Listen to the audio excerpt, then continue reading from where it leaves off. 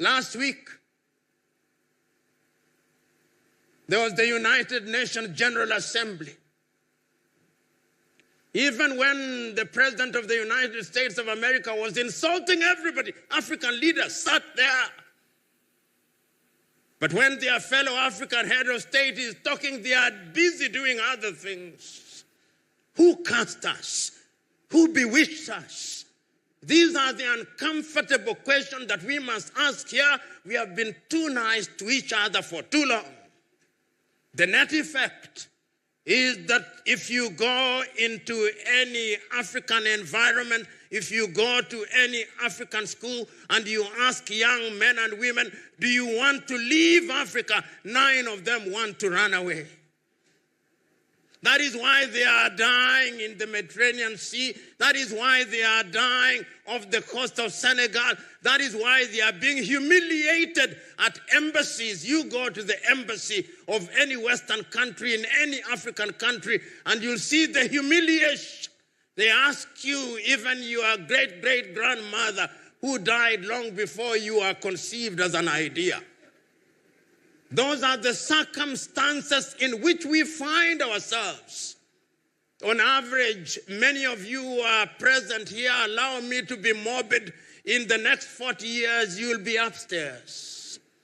The question is, what are you leaving for your children and children's children? What is it? These are the questions. These are the uncomfortable questions that we must ask. And these questions must be answered by Nigeria primarily.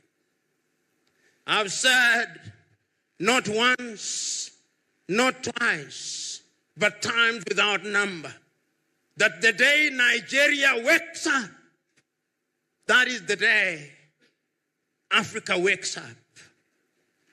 You know, a friend of mine once told me, if you go anywhere in the world, and you do not find a Nigerian, run out of that place. There is nothing there.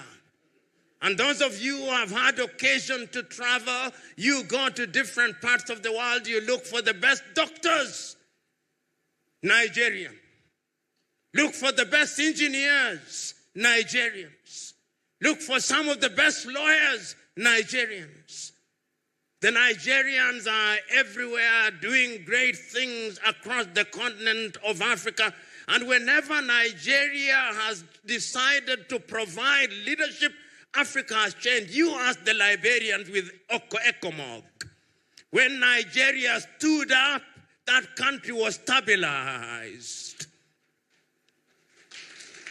When there was mischief in Banjul in the Gambia, and Nigeria stood up, that country was stabilized. When Nigeria did not do as well as she should have done in the Sahel, the problem is not stabilized. The question is, why is Nigeria a reluctant leader? Nigeria should be the leader economically. You know, when Nigerians say, and they debate with South Africa, and sometimes with Egypt, which is the biggest of the economies, I laugh.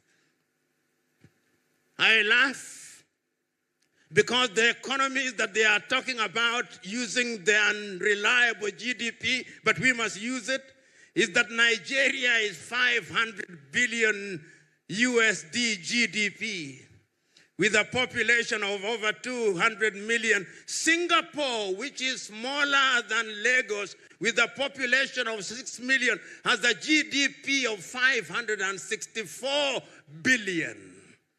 So the debate between Nigeria and Egypt and South Africa is a debate between two dwarfs as to which one is the taller of them. Even if one is taller than the other, they are still dwarfs. The day that I will celebrate Nigeria is the day Nigeria tells me we are 2 trillion economy. And Nigeria can achieve it. And Nigeria must achieve it. What does Nigeria not have? Is the oil that is produced in Nigeria different from the oil that is produced in Saudi Arabia? Is it different than the oil that is produced in Kuwait, that is produced in Bahrain, that is produced in Qatar?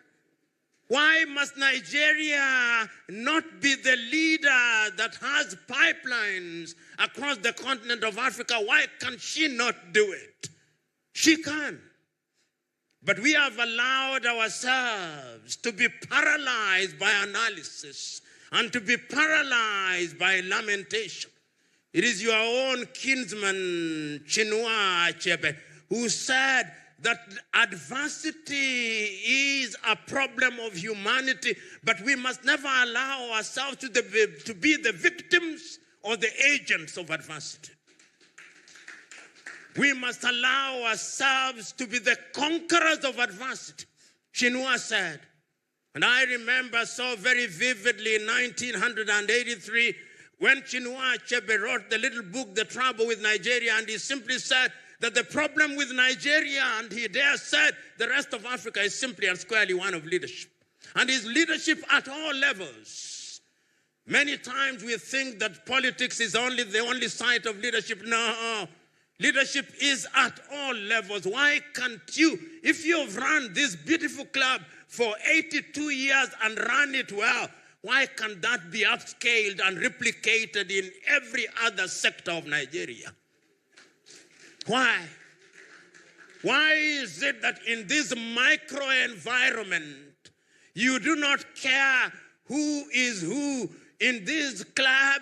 Everybody has a sense of esprit de corps, a sense of camaraderie. You do not care from which ethnicity you come from. But when you want to run the club that is Nigeria, you now talk tribe, you now talk religion. Why? These are the uncomfortable questions that you must confront, because if you do not confront them, then Nigeria and Africa will continue to punch below her weight. I'm suggesting to you that the time is now that we must ask ourselves what it is that we can do. We have lamented for too long. Let us now ask ourselves what it is that Nigeria can do in the area of education. You know, many of you who are present in this assembly may be described as upper middle class or the top class. You are the best of the best. You are the crème de la crème of Nigeria. And when you are the crème de la crème of Nigeria, it means you are also the crème de la crème of Africa.